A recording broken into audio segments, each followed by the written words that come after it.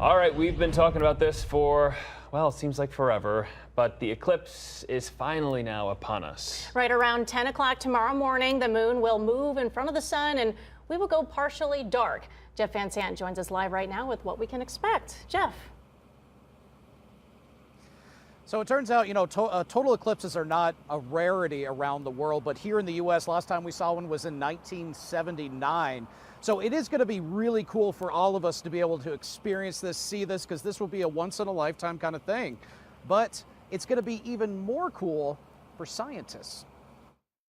A total eclipse doesn't come around that often. For a little under 3 minutes, the forces of darkness ruled in daylight. It was a huge event in 1979, and it's a huge event now. Monday morning, the U.S. will look to the skies and witness something they might not see for the rest of their lifetime. It was the last total eclipse of the sun for North America until the year 2017. It seems those solar eclipse glasses are more valuable than gold. If you use glasses not approved to view the eclipse, you can permanently damage your eyes in a matter of seconds. With the frenzy to get them, fakes are becoming a problem. They're called ISO 123.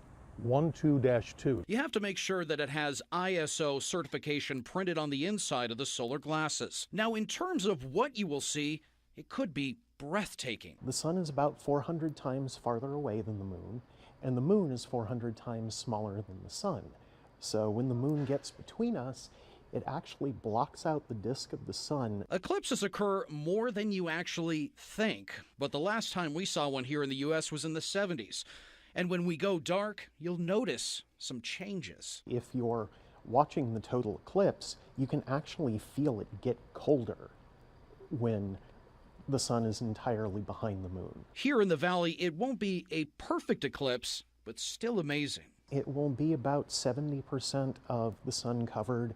As you go north, that will be a little bit more as you get closer and closer to the path of totality. An event like this is a scientist's dream come true. You can learn so much, from effects to the atmosphere, how it affects energy, and how we can learn more about the sun, like solar flares or the outermost part of the sun's atmosphere called the corona. It's difficult to observe all the physics that's going on there because the disk of the sun is so bright, but with the eclipse, we have the opportunity to see that thin strip much more clearly. I think it'll be interesting to see how cold it will actually get, especially here in the valley. We're not going to see a total eclipse, but it's going to be pretty close. So, of course, you have to have one of these to actually look at the eclipse. Probably can't find one anymore, but if you do have one, make sure it has the ISO certification inside of those glasses. Guys, back to you.